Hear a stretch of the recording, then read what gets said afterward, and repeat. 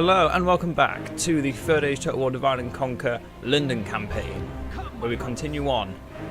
Where we left off, we had claimed under towers and destroyed this small rebel army that currently held the White Towers, but they are now defeated, and we hold the first of the Palantiri, the four that remain in Middle Earth, that have either been shattered or lost to time. I believe that's how the law went, right? Either way. Yes. Did we speak to Edward's wife? I can't actually remember, but seeing we can't actually communicate with them, it makes sense. Yeah, we got trade rights with them. Oh yeah, that's how we also got the map information. Yeah, it's a good thing that I can remember things sometimes. I shall continue. So yeah, we're continuing his movement over there. Whereas Tegalad, which is just moving over to Kondu. So first I want to point out first, thank you Buzra-DCV for telling me about the merchants' wharfs. That gave a lot of money. Because at first I thought it's just an extra 100 and a little bit, but I forget, when you have a lot of ports and you're aiming for a port style game where you're focusing around trade through the seas, the merchant's wharf is a very valuable get. Yes, it costs 5,000. There's an extra 150 into the buildings here, and that's just the trade it will be coming in from there itself, and that's likely to only increase. So continuing with turn 10, we spot Buzra-Dum. We already know his garrison of the raiders, the goblins, the orc hunters, and the orc bodyguards. What's more important to kill? The mountain orc hunters. You'd think it'd be the bodyguards, but nah. In melee they're decent, but they're not as good as the mountain orc hunters that have armor piercing, frightening effects, and are just beasts if you leave them alone long enough. So I'm going to try to save up for the merchant's wharf and see if the rumours are true. It is as good as it is claimed to be.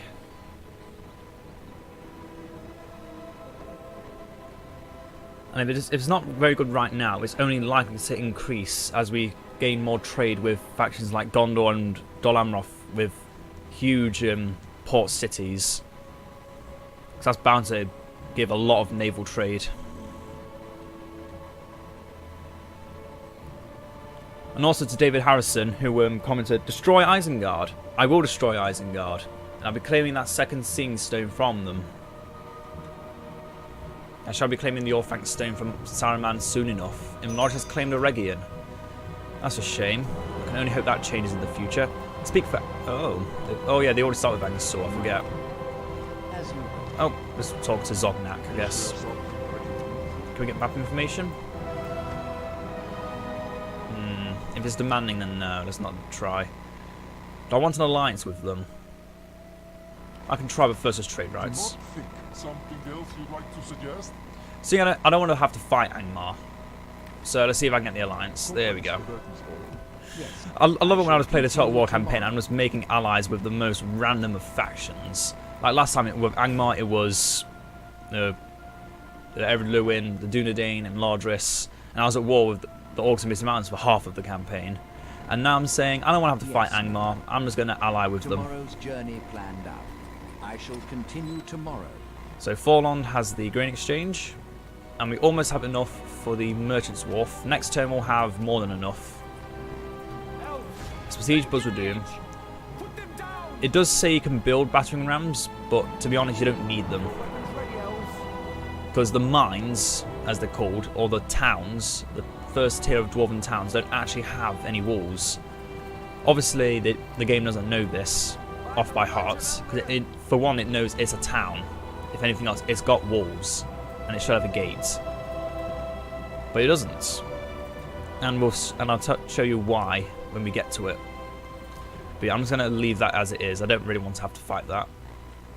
So next turn we'll start building the merchant's wharf at under towers. Things are looking happy, which is always a good thing to see. Is there anything I can build anywhere where I'll still have enough for next turn? Just grain exchange at Harlond. Yeah, that's good enough. Maybe something small here too.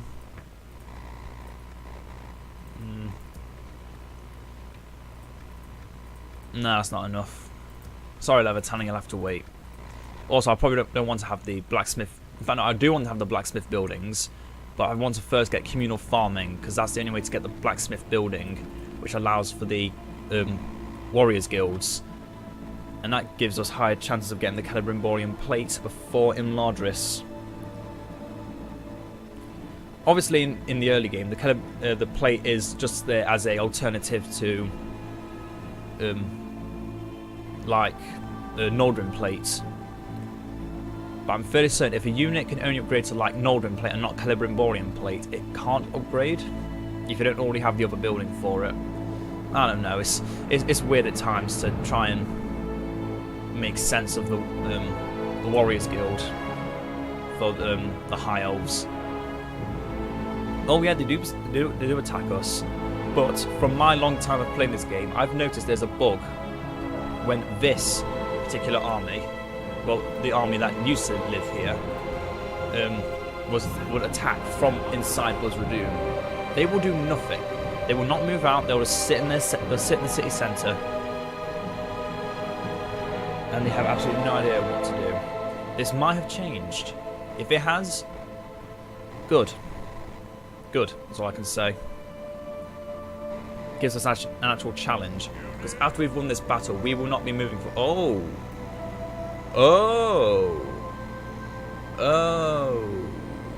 what? This is the old Zagkala map. So Buzra-Dum, a normal looking mines, now has the Zagkala starting map. What? Okay, I'm just going to say this now. I have no idea how to maneuver through this map. Let's get that out in the open now. I do not know how to maneuver through this map.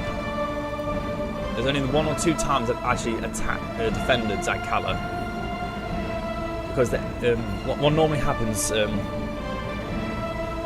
Here's a nice little backstory for DaC. Zagkala, originally, the AI didn't know how to get out of it. So if you just waited until the time where there was only 1 turn left to surrender, they normally want to come out and attack you. But where you're positioned, they would never be able to reach you. But it looks like they've fixed it, so I'm happy. We actually get to have a battle. Would have been boring if we didn't. Yeah, we don't need to run. We can just simply walk. We're in no rush. And in fact, is there a way to make this advantageous for us? Is there a way to really lock them down? I guess obviously one way is to just hold this area here, once to get close enough. I think I will. I think because they're all coming from there, not from here, we can actually move up to here. Oh no, they're moving fast now. They are moving fast and we are not. We might not even make it. Yeah, because look at that, they are running. They are going to be exhausted by the time they get to us. They're going to be absolutely shattered. And you know what? I can prepare for that. Because, as I was going to say, for the original Buzra-Dum map, the Dwarven Mines map, it was always the AI would stay in the centre and would never move out. So all you need is a sizable army of archers, so like 4 units of Teleri bowmen and about a full stack of goblin archers. Fun way to tease the orcs. Just tell them how terrible their units are.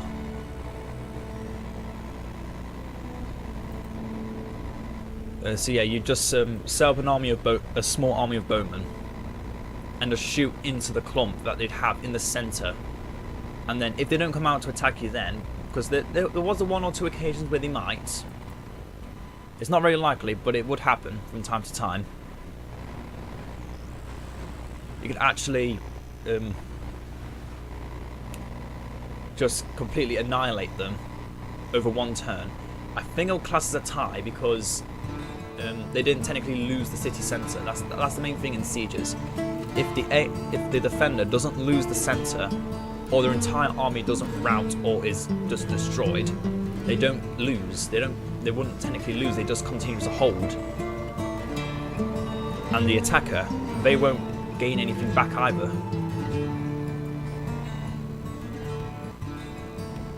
So they must be getting closer now. So we'll actually move to about here. So the Goblin Archers can't get some sneaky shots off at us from range. So yeah, they are still moving. It's very hard to tell. Because yeah, this is where the AI starts to bug out. They just do not know what to do. And to be honest, I'm willing to let it stay like that. Obviously that means having to do this for 4 more turns. And I don't want to have to do that. I don't. No, I do not. So I'll wait a bit, see if they can actually go down, because I think the AI, their pathing, is a bit off. And to be honest, it doesn't surprise me, because this map has got very, not buggy, but very difficult mapping. It takes the AI ages to want to do anything.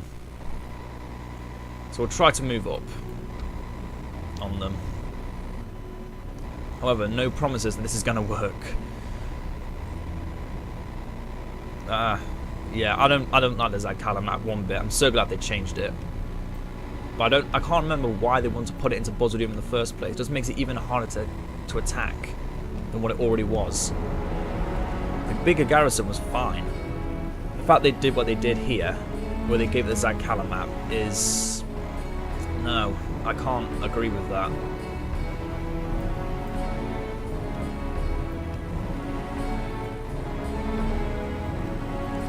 So confusing. Why do we want to do something like that in the first place?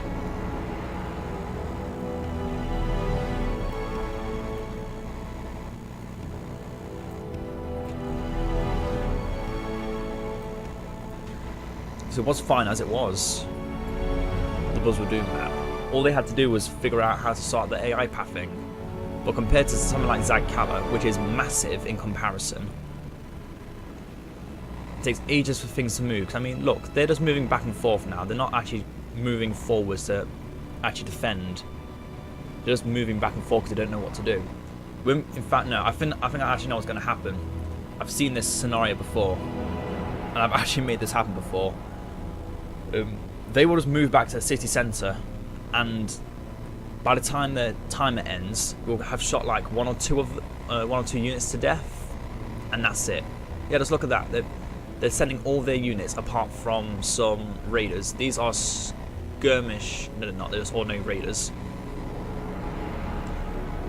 So they're just leaving the ordinary raiders behind and the Mountain Orc hunters. See, that's just pure stupidity. No player would ever do that kind of thing. The problem is that this is not a player thing. This is an AI thing, and AI doesn't know how to path through a map this big, with so many like gaps. Because it's got a massive gap in the centre where you cannot move into. So, but the AI will always try to track. And look at that, just going straight back to the city centre. This is why I hate this. This is why I hated the old Zagkala map, and I'm glad they changed it. I'd completely forgot they moved it to Buzra-Dum. This is going to be a long one. Buckle in your seatbelts. This is going to be a long ride. Yeah, the second we start running, our guys start to tire.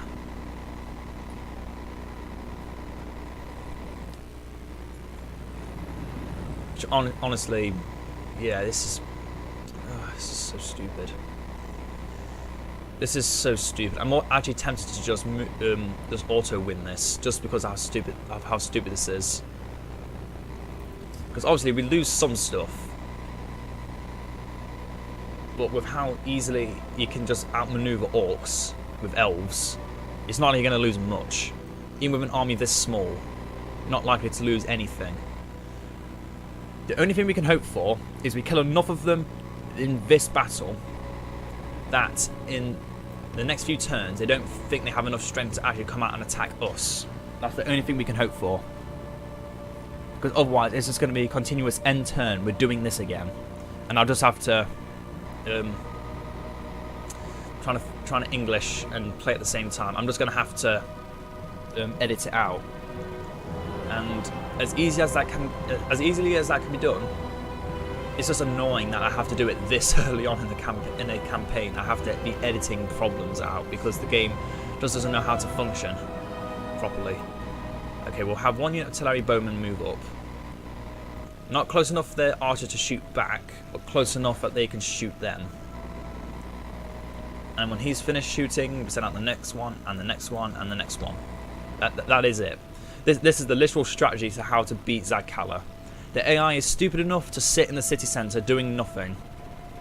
And they will always do nothing. They might move a bit. They might move a bit forward, backwards. If they have a few archers, they may shoot a bit. In which case, you may need to go into skirmish formation if you don't want to lose too much. But other than that, they do nothing. And it is really embarrassing that it's happened. That something like this has occurred to me a bit so quickly in the campaign. Ah well. This isn't the only map that's got a few bugs that the AI just doesn't comprehend what to do. One of them is Kilifungol, I'm fairly certain. If you're attacking, or no, if you're defending, the AI doesn't know how to get in. Or is it the other way around? One of the two. It's either while you're attacking, you can't. Oh wait, no. When you're attacking, oh, I don't know. I'm just gonna say some stuff and make it sound intellectual. But yeah, Kilifungol has a few bugs in it as well. It's not the only map that's got a few issues. So we can start shooting into the clump. Just times 6 it. There's a volley. Some of them are shooting straight, but most of them are shooting upwards. And then they'll just do that. As stupid as this is, I don't want my elves to die. And this is the cheapest. What are you doing? So they move a bit so you can't shoot back. What? Ah, they're shooting back now. And we're shooting. I hate this map so much. Have I already said how much I hate this map? Because I don't think I've said it enough. Because I hate this damn map.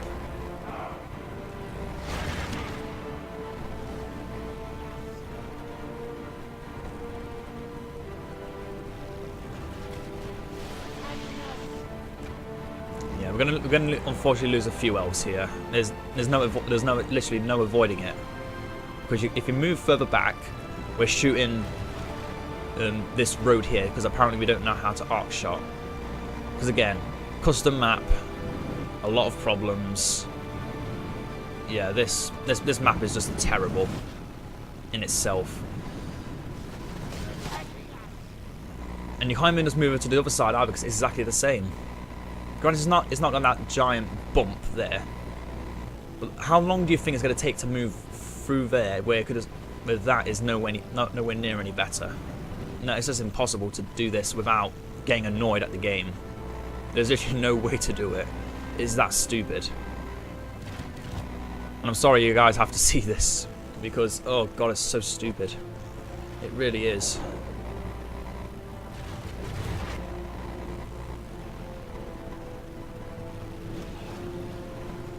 I mean, sweet baby Jesus, this game can be so dumb at times. It really can be. Let's just set up to a place where we can actually have a front row shot at them. So far we've lost 1, 2, 3, 4, 5 elves. That's not too bad. To say we've killed off 5% of what they have, which is... it's something in the hundreds, like 800 something. I don't know. Yeah, we just keep shooting them. They attempt to taunt us by moving forward a bit. Then they spread out. Then yes, it's an endless cycle of randomness. I would say derpiness, but no. This is the AI not knowing what to do. So yeah, if any of you guys ever come to Zagkala, I recommend this strategy. It's stupid. It is ridiculously stupid. Sorry, not Zagkala. It's the new Buzra-Dum map. If you ever come to this map, do not immediately charge into them because with how clumped they are, unless you've got a massive army that can surround them, which we don't because we're elves, we don't surround very easily in the early game, if at all. Every army is going to be bigger than us. And by army I mean decent sized force that actually is worth its metal. So we'll just shoot again. They're out. Move them back. Move the next one forward. And go through the same procedure. So we killed off 21% of them so far. Pretty good. And we'll just carry on this cycle of perpetual hatred towards these orcs. Again, if you guys would prefer to just have a full-out fight, this is not the kind of map for that. It really is not. While defending the new Buzra-Dum map, the recommended place is here. Because one, it's on a cliff, so well, it's on a not a cliff, it's on a heightened position, so archers are going to have an easier time shooting down, even from up here. You can set up a line of pikes, and they'll normally never falter unless it's against increasingly large numbers, and you just have an easy time with it. The only other time you can't really defend Buzra-Dum is if you really do not have a large army to defend, because this is the only entrance. There's no other way in. There's no gates. If you want to make a cinematic battle, this map is definitely a way to is definitely a very fun map to try that with. But don't play this. If you plan to have a cinematic game on this, don't do it with the AI. They glitch out something fierce. It's not that they just refuse to do something. It's just that it's literally not in their knowledge on what to do next. They have literally no knowledge of what to do. So as we almost reach the end, probably 10-20 minutes in already, I literally have no perception of time now. I have no idea how long we've been doing this for. We're seeing I've been times-6ing most of it, and I've got 60 minutes on this, so it's going to be a little more than 10 minutes in just this bit alone. Oh, this is ridiculous. If I remembered this in the first place, I would have ran everything anyway, because I'm fairly certain archers don't suffer too much when it comes to just combat efficiency if they're tired. Plus with elves, their stamina is ridiculously good. I mean, it even says on their thing, excellent stamina. And then, yeah, excellent stamina. And here, you don't even see stamina. It's just, yeah, we're there. Yeah, once we finish killing these, we don't want to charge in because, well, even if we have any time left, we won't want to charge in. Those mountain orc hunters alone are just enough to screw us. So we killed half of them in one one attack. That's pretty good. That's probably better than what I've than my normal average on this map. So now we've done that, I'm just gonna wait until the timer ends. As sad as it is, we didn't technically lose. If it says if it says we lost, I'm gonna be annoyed because we killed half of them, and we lost only 5 elves. Yep.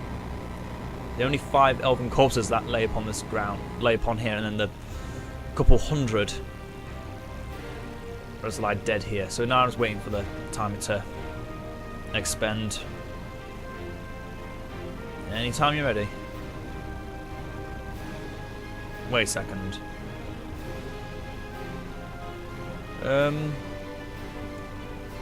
Okay, I've noticed a bug. Another bug. Nope. Okay, the timer didn't even... Either the timer was there and I couldn't see it, or I am blind as a bat and you guys saw it. So it was a tie. She shall not be the bride of any man less than the king of both Gondor and Arnor. And they see one of these sons of Feanor, I'm fairly certain. I can't remember which one. I want to say... No, I don't even know the names. Damn. Yeah, my knowledge of the First Age is very limited. Especially when it comes to names. Some things I know about, like the tale of Beren and Luthien. But in other cases, it's just a loss to me. Like the sons of Feanor, the Oath of Feanor, things like that. It's just It's just lost on me. So at a tie, I believe we lose a bit of money. But we made, what the hell? Okay, we're just getting 1,500. Thank you, Council of Elders. Oh, roads. Roads I was not considering at first. Okay. Okay. Okay. Okay. Get the Merchant's Wharf, we're getting roads.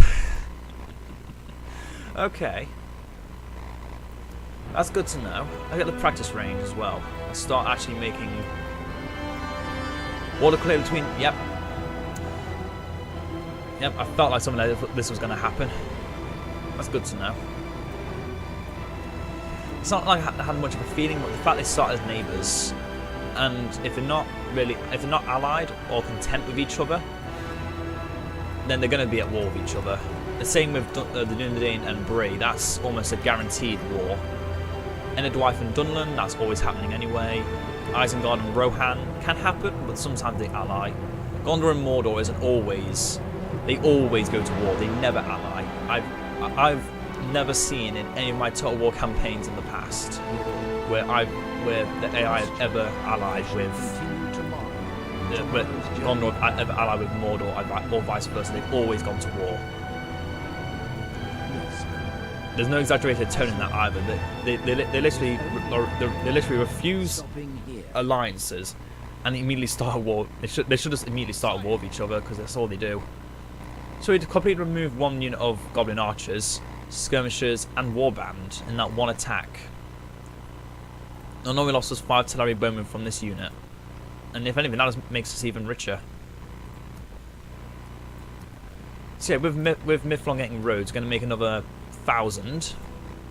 As much as Merchant's Wharf is nice and gives us a lot of extra money, I think we want to be focusing on the roads, because roads definitely give that massive bonus. I mean, even here, it's noticeable, just doubling. Granted, that's okay. That takes up to 533. That's 113, so that's an extra 400 there. And then roads here, that's another massive bonus. So yeah, having direct roads to the dwarves is a massive trade bonus. I don't. So this may sound stupid, but half the time while I'm playing through this, I've sometimes considered how trade actually works. Can I only trade with regions I'm neighbouring and actually have an alliance with? Can I only trade with? I know I can trade with my own regions. So obviously having a region that connects with all 5 of my, it will be 5 when I have Buzra-Dum. I want to have roads that connect to all 5 of these regions and more. It makes it even more beneficial. So enough of that. So let's end the turn. So yeah, once we've taken Buzra-Dum, we're just going to be holding it, building the mines, and then once we can start making more units again, we can actually start attacking Ered Luin. But obviously, if you guys want to see me attack anywhere else, like another rebel region, or Enedwaith or Brie, because we've allied with Angmar, and Angmar is most likely to not go to war with Ered Luin because they're nowhere near each other. There's a lot of rebel regions separating them. Obviously, depending on how quickly either of the factions expand, that can very much change. Okay, small independent armies coming back and forth. You can't seriously think you can attack Harlon and escape, right? So Wood and Realm and Anduin have gone to war, and so Dol-Amroth and Gondor. Yet this war is also a always will happen scenario. It's a sad thing to say it, but it is just going to happen. It really is. Look at the Builders Hall at Undertowers. Anything else we can build? No, we can actually start saving up money. Or we can start getting other units like the Lindon Long Spears. We only have 1 free upkeep at Mithlon though, so we will be losing 350 from this. Am I fine with that? Yeah, it just means we can make them quicker. You can soon make the Lindar Marie, the Mariners. And even though this unit isn't effective against armour, 16 attack and 16 total defence, as a starting tier unit technically, that is ridiculously good. That is ridiculously good that we can get that this early. Granted, we can't get it anywhere else right now. But the fact that it can be a unit we make is ridiculous. So yeah, now as I said, now the army's been so well depleted, they don't think they can attack us because they don't have the strength to anymore.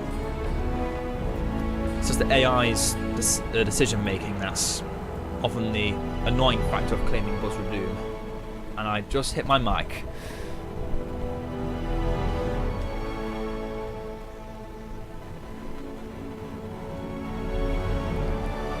So then we have 3 current wars: the Woodland Realm against Anduin, Misty Mountains versus Angmar, and Dol Amroth versus Gondor. Now the problem is those 3 wars will most likely never end. The Orcs of Misty Mountains normally in the early game don't have the strength to focus on Angmar in the few regions they have. Though if they can attack them at the Etten Moors and claim it, then that's just one step closer to them winning. Speak to the Dun Landings. Where can I see them? Oh, the other side of the river. Yes, my lord. Yeah, that's not how it's going to work though, is it? Yeah. Yeah, didn't think that through the game, did you? So Angmar likes us. Gondor and Mordor, yep, see? Like clockwork. It's ridiculously like clockwork. If I ever play as Gondor and Mordor in a Total War campaign, I will actually ally with the other, and we will strive for world domination against every other faction. I think I was to do that, I'd be Mordor, just so I can have the One Ring as well. Oh, that means I go to war with Gondor in the end. I don't like you there. I don't. I really don't.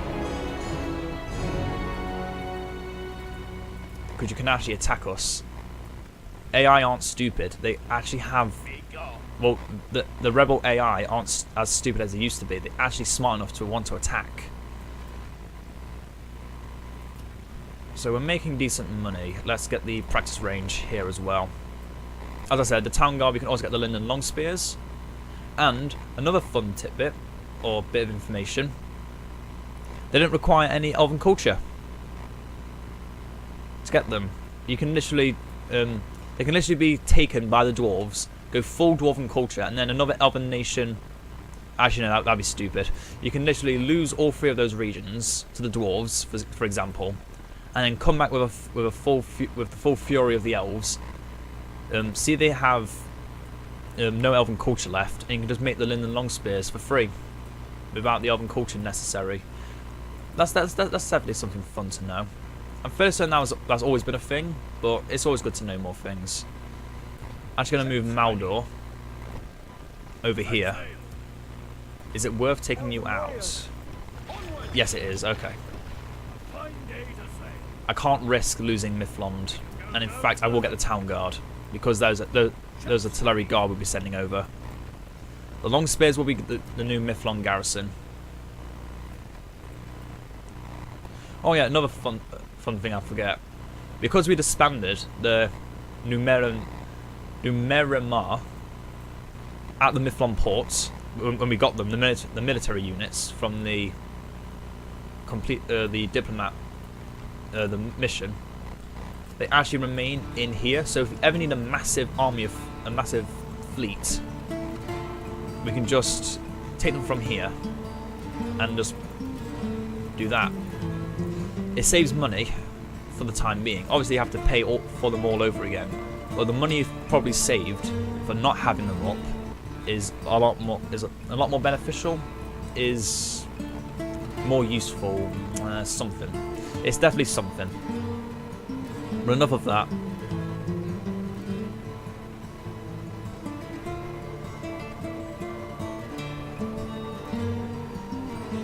I don't think the AI will actually attack us, but it's always a possibility. I don't think they have the... I don't think they can actually be told to attack a region, but only surround it to make it so you can't really move out. Oh yeah, I should probably move my diplomat over there. He could speak to a few factions. So yeah, they come out to attack us again. And just like last time, we're going to just shoot them down until there's nothing left of them. Except this time, we're gonna finish this. We're gonna seal the deal. Frendel they had let pass, for even his diminished army was far too strong for them.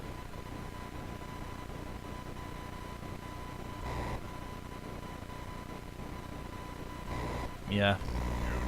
Even the orcs just know how strong elves are. So just move forward. Triple speed.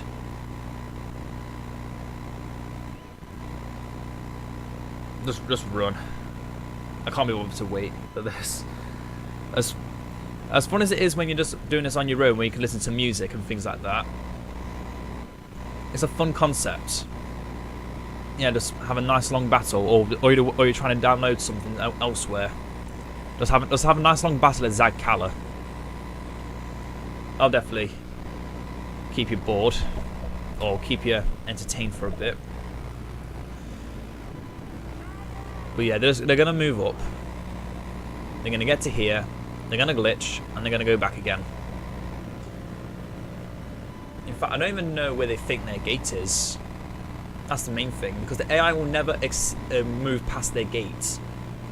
And if we actually go into their perimeter, into the base's perimeter, they will instantly retreat if they don't have the strength to beat us. So it might just be the AI's logic systems. It thinks they can only go this far. When it's attacking, it can go all the way. It's unrestricted in that kind of regard. But while defending, the AI does not know where to move to, or where they're actually limited to. If they did, it'd be a lot easier for them to actually defend, because they just sit there and just defend, and it would be a lot harder to defeat them. As you can see, we're only slightly warmed up, feeling a bit winded. I'm just moving forward. So once we get into the courtyard area, they're going to start retreating again. So yeah, avoid battles at Buzra-Dum if possible. And if you are attacking them, make sure you have a big enough army that they don't want to fight back. Unless you're just trying to kill time, in which case, go straight ahead. I will not stop you. But yeah, one way or another, even if we just sit back and do absolutely nothing for 10 minutes, as we just let that slide forward, and just let the timer dissipate, we'll win. Because one, we lost nothing, so it will be a tie. Well, they lost nothing, we lost nothing. They haven't lost the centre, they're not routing. It's a tie.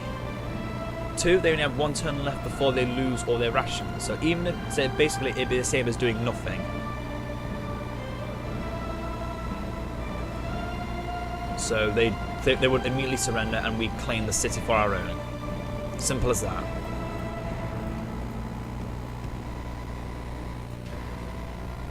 And yeah, that will be it. God, I hate this map so much. It made much more sense to have this as the actual DaC Kala map at the time, because when defending it, it was so easy to defend. But the AI had such a hard time actually doing anything with it, so they moved it to a remote location where you never see it used, unless you're playing as Lindon.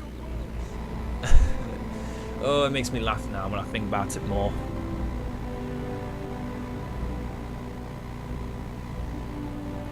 If the AI knew how to path better, I do think this would be a lot. This map would be a lot harder to actually claim. It would be a lot harder, but they don't. So they win some, they lose some, and in this instance, they've lost. But we are going to lose a few more elves trying to claim the city. In fact, no, it's not even a city. It's just a town. It's just a couple of dwarven lines. It's not that big. Yeah, we just stop, once we stop moving, we shoot them. They shoot back at us. They move around a bit. They shuffle, and then we wait till we run out of ammunition. Move the next unit in. Move them back. Continue shooting. Yeah, this is the one strategy to just BM the AI. obviously, if you guys don't, if you think this is a kind of form of cheating, it really isn't. There's literally no other way around this. The AI doesn't know any better.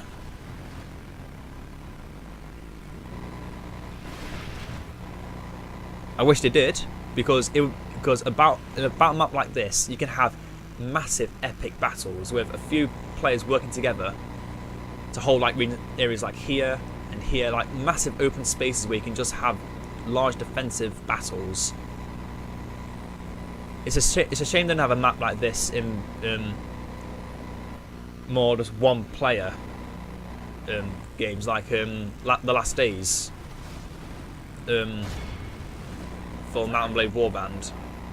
Because an open map like this in Mount and Blade would be amazing. Firstly, it's huge. Secondly, you could set up. Obviously, these would be a lot smaller and made like ruined towers. And obviously, dwarven architecture would remain because this is the Blue Mountains.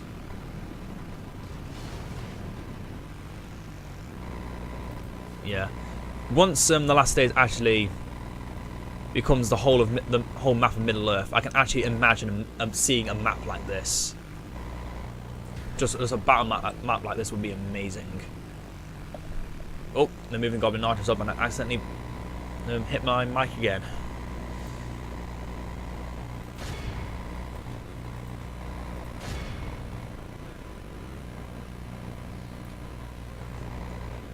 Okay, this is new.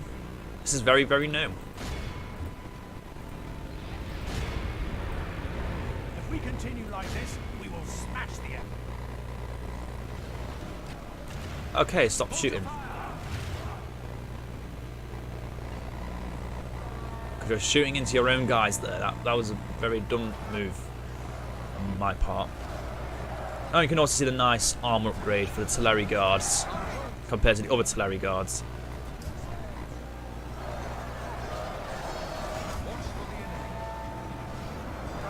Or can you? Oh yeah, you can. Some of them have... Oh wait, no. Wait, what? Now I'm confused. Oh well. Let's break them down. Kill the last of those goblin archers. Wait till they rout. Yeah, but yeah, this is the kind of battle you'd expect if they were to actually come out and attack us. But not one unit at a time, if they actually brought up everything. If they brought up everything, if I was playing as the AI right now and the AI was playing as the elves, there was a slight chance the Orcs army would actually win this. All you have to do is hold at the point, have the goblin infantry at the sides, the skirmishers shooting at the most important units, their Teleri guards, have the mountain orc hunters focus down the what if forgetting names?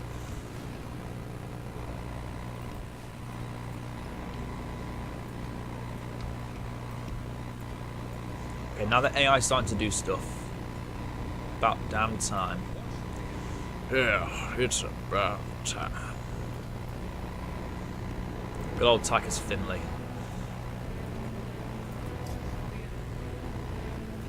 So we've currently lost 8%, 9% of our army, but that is a price we had to pay.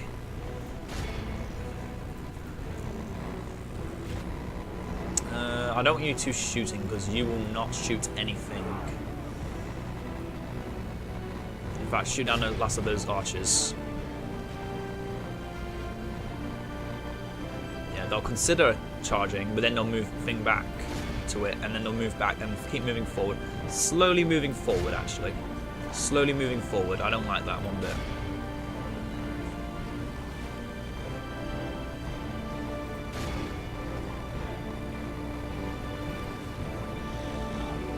Oh, get out, get out, get out.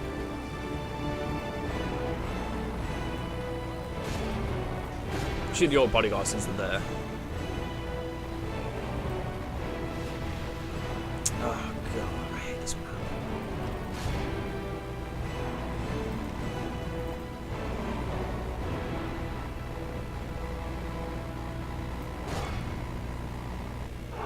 We had to slowly but surely kill them all.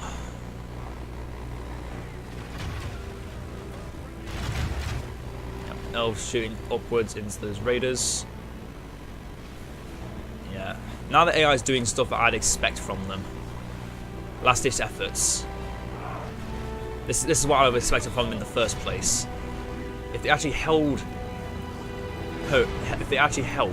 where they were in the first place, they would have done a lot better than what they have now. If we continue like this, we will smash the enemy.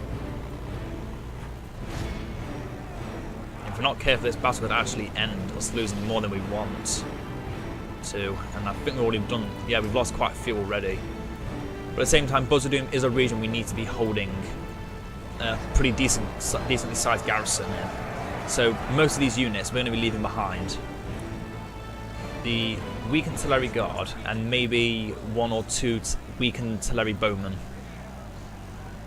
But of course, before that, we're going to have to set up a strong public order bit, a strong bit of public order. Because if we don't, we're not going to hold it at all. Yep, that's them defeated.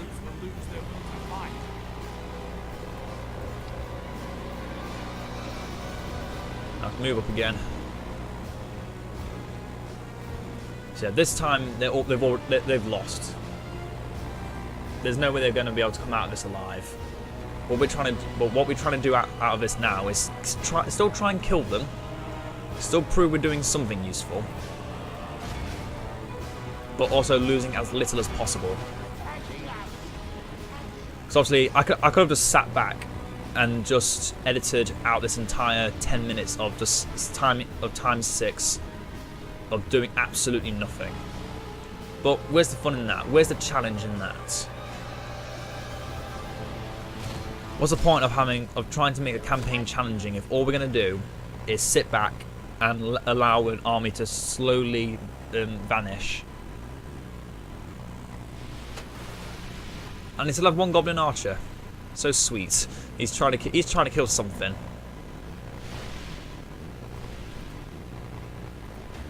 And before the timer runs out, because there should be a timer, I just can't see it.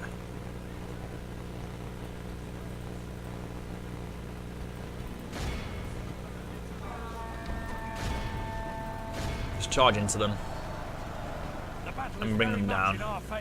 Victory will be ours. Again, I wouldn't recommend this strategy for you guys, but only because of one thing.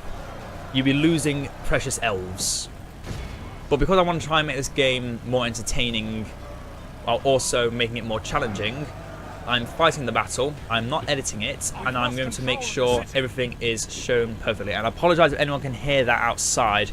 My mother has to do her cleaning every now and then, so yeah, there's a vacuum outside. Hopefully, hopefully my voice and the music and the background music is souring that out. But he proved a good and wise king about Fengalan. Fengalan, what the hell? Fengal. Oh god. I've been recording for too long already. I haven't been recording for long enough.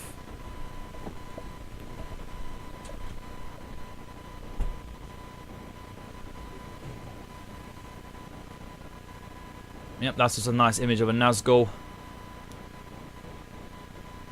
outside of Minas Ithil before it was truly corrupted and became Minas Morgul. Of course, that is what is being seen here.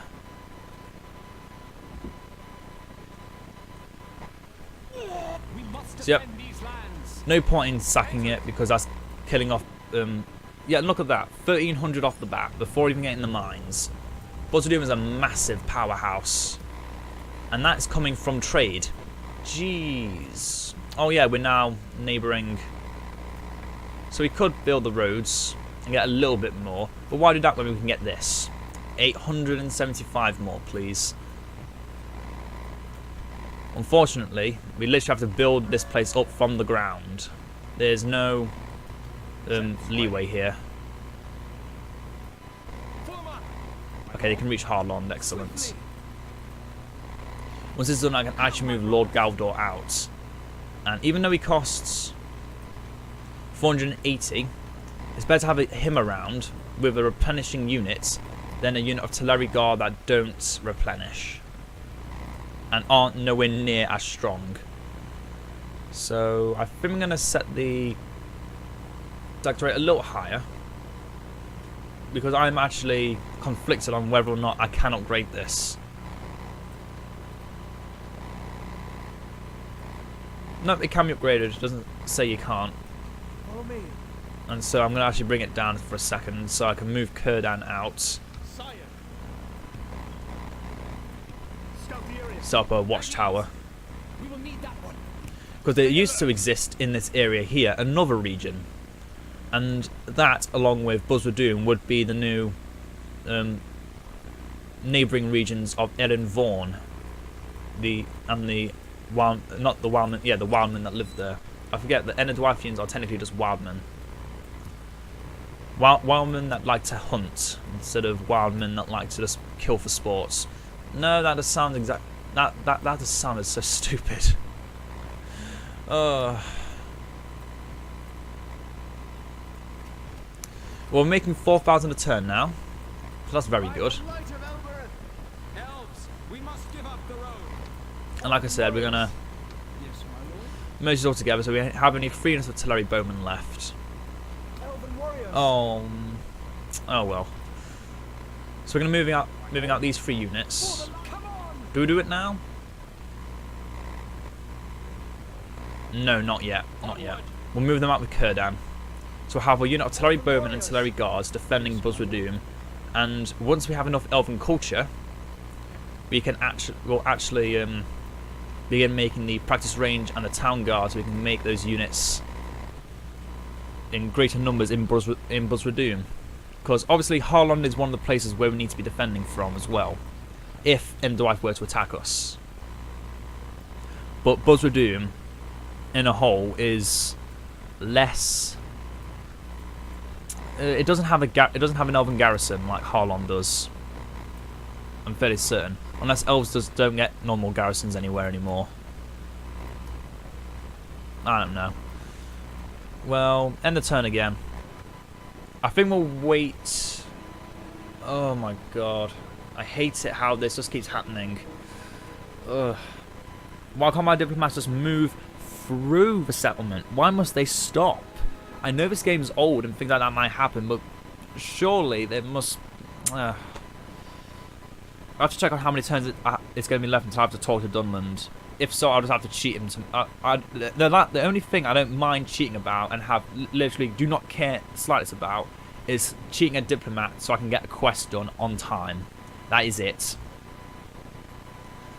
I don't really want to cheat a diplomat around so I can get trade rights with everyone immediately. That's just ridiculously stupid. My lord. And it would never happen. As you wish. But we've got plenty of time. We'll make it in time. Dunedin and Lardris, yeah, I thought that was something like that was going to happen again. Because that's what happened last time. So we've got the practice range of Forlorn, get the artillery bowman, and that means we can also move out Gildor the Brave. Another really powerful general in his own right. Do I get the town guard as well? Yeah. I think, seeing we're making as much money as we are, we don't care about making a few more units here and there, just so we can build up a bit more. So we'll set this to high tax rate while Kurdan's still there, so we can make some more money. Once the mines are made, we won't have enough culture by then, so we'll have to make the artist studio. In fact, no, we'll make the dirt paths, because that also is a culture bonus. And a small increase to trade, which will only increase with Mifflond. Yeah, once Mifflon's finished, we're going to be making even more money. Oh, it's beautiful. It's a beautifully disgusting cycle. Get the vineyard at Undertower so we can make ourselves a spy. Because the more information we have on the actual regions and of our future enemies and what they may have, Yes, my lord. it's definitely going to help us a lot more Yes. to decide where to move to. Yes, my lord. So I shall continue to. So they haven't lost any of their major regions yet, although I have no knowledge of their lesser regions. Let's end the turn again. I think once we've got the roads for Mifflin and the mines for Buzra-Dum, and I show off how much money we're now making, that's when I'll end this part. And another bit of news. Despite taking over a month for it to finally make it work, I've finally been able to find the way to make the Edine mod work on my computer again. I found out there was 3 problems with it. The first one, I had another mod, and that required a non-official version of Rise of the Witch King 2.02. And enlarge super. Oh Jesus. Okay, I mean I want to be messing with Imladris, or maybe I do. If Imladris becomes a really powerful faction that we have to actually fear, I will fight them. Yes, my lord. Can only be placed for one High Lord in this world, Yes, and it will be me. I shall continue tomorrow. So, looking elsewhere. 2 turns, Harlon can get some more units, which we'll be sending with Galdor. So we're actually going to send this guy back. And move Maldor back, because once we can, we're going to move out Galdor. Or should we deal with these rebel armies? I feel like we should. But once we've got Galdor, I'm going to make the units of Teleri Guard and Lindon Long Spears, take them with me. Probably reduce the tax rate as well, or something, just to keep everyone happy. But yeah, we've currently got 4,000 in pocket, and we can't actually spend it. That's hilarious to me. I mean, we could spend it, but we don't want. Boats can't help us against these rebel armies, can they? Yeah, I'll probably send out the army that Kurdan has to deal with those rebel armies. But again, end the turn. What is it you wish to Oh yeah, thank you. Aonan. Trade rights. very well? Map information. Yes. It's good to have map information. You hold until we It meet. just shows you how much they've already claimed without having to toggle fog of war to show off everything. So we can now see on the map the Dun landings of actually neighbouring Enedwaith, which is expected. But not much else is occurring, which is troubling. So currently the only war in our home provinces, or just to the west of the Misty Mountains, is Imladris versus the Dunedain. Ered Luin are building up, Angmar are building up, Bree are probably just building up as well, Dunland are building up, and Enedwaith are building up. And we've built up. We were building up, but now we have built up, and we've got 2 more ships. You know what I say to them? Disband, disband. And just like that, we are in the money. I would title this "We're in the Money," but I've already done that. And Mercury are at war with Lorien. I've already titled a video "We're in the Money" for Angmar, so we're not doing it again. So Forlond, go down to just normal tax rate, because and once we've got the town guard, we want the Teleri bowmen guaranteed, because archers are amazing against any. Because any elven archer unit is good against any other unit, guaranteed. No income tax, no VAT. Sorry, I just started singing the theme song for Only Fools and Horses. No idea why. Actually, no, I do know why, but it sounds stupid when I think about it now. So we can soon get those Lindon Mariners, the Teleri Guards, and the Lindon Longspears again. So I think we'll first want to take Perth and Loon. But Foreign's Halls we want to actually avoid to begin with. And take... that's not Vanguard, this is Gahuzanar. Actually, what do we want to do when we start attacking them? We're going to want to have 2 small armies. That's what we're going to want. Firstly, we're going to want 2 small armies. Firstly, to merge together to take Gahuzanar, then split up to attack both the Hamgafol and Foreigners Halls at once. If they haven't claimed any other regions, they're likely to have claimed another region by now. So 3 more turns and then we'll call it an end to this part. Keep moving our diplomats around. I cannot do that. Into the Dotar. I cannot do that. Oh yeah, I just remembered. I actually want to move you up tomorrow. to speak with Imladris. Tomorrow's journey planned out. Because he's moving away from Imladris to speak with the Orcs of the Misty Mountains. I want trade rights. And if I was to get an alliance with them, it would stop the war between Angmar and the Misty Mountains, which is a bad thing, because if Misty is left unimpeded, I've actually seen a campaign when they become the overlords. It's ridiculous. What else would you like to discuss? I've seen it happen. No, we will not accept such a thing. Sure, why not? I'm willing to pay that amount just to have map information, even though I already know where you own. I know it like clockwork, but it's better to just have a guaranteed look at it. Plus, it actually shows off the regions. So they have taken the hills of Rudal, but not the Etten Moors.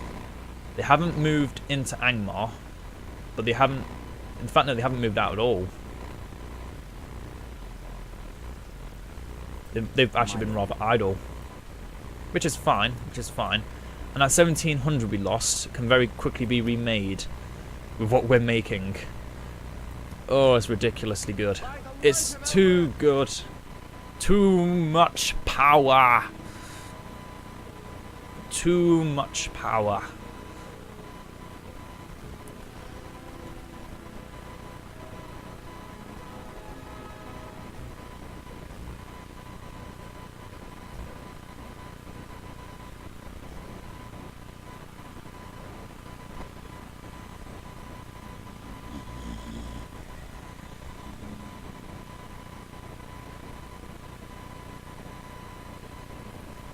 So we already have a nice view of everything that's happening in the west. The Wildman nations are going to probably go to war with each other along with Bree. If I had to hazard a guess. Like the wind. Stay alert. The Dunedain are currently at war with Imladris, but will also probably go to war with Bree as well, knowing them. I'm looking everywhere else. We've got the vineyard on the towers. Let's get the... I probably should have built the Master Builder's Hall already. Let's just get that now. And get spy, so we can spy on what our neighbours are up to. And then we'll speak with Imladris to get their trade. Speak with the Anduin to get their trade. And then we'll call it there for today.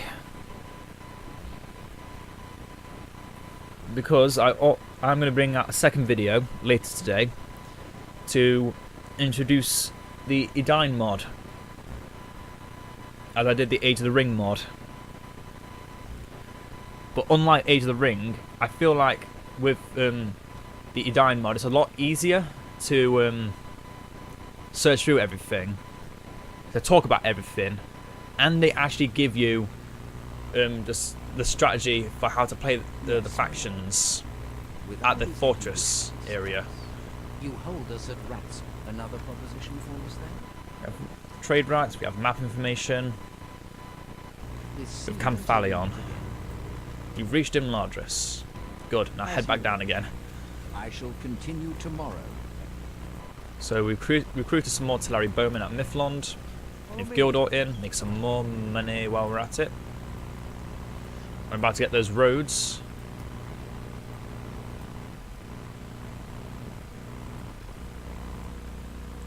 About to get those mines. Anywhere else? We have a spy, yes. So send them out to Mishal Delving first, to make sure that the Brelanders aren't attempting something. No, they're just seeming nice and relaxed. Not doing too much in particular. The office of the Mayor of Mishal Delving, yeah, that's a nice building in its own as well.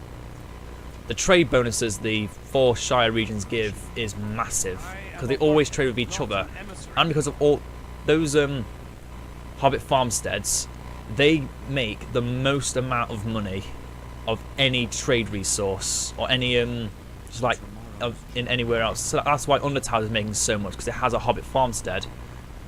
That's why with trade alone, it's making 700, and with only dirt paths and the Elostirian stone, that's 362 from trade alone, and that's just a village. This is an ordinary village. Look, compared to Buzra-Dum's trading, and this is a fully upgraded mine.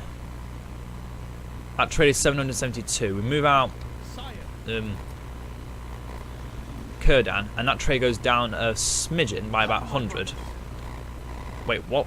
From where he was, I could actually recruit. Please tell me that was true. I could actually recruited mercenary cogs from where I was. Nah. I keep forgetting. You need that to actually be neighbouring them to be able to do that. So if we wanted to, we could actually forego the roads for now, build the shipwrights, get those Lindon marines. I keep saying marines, they're mariners. Yeah, get those 2 shipwrights, get the mariners. In fact, I just need to check one thing. Okay, they're coastal regions, so it's any coastal region. For a minute, I was about to throw the entire premise of the campaign out the window because I thought they can only be recruited in Lindon. No, they can be recruited anywhere. This requires a coastal region. And a shipwright, a tier 2 port. So end the turn one more time.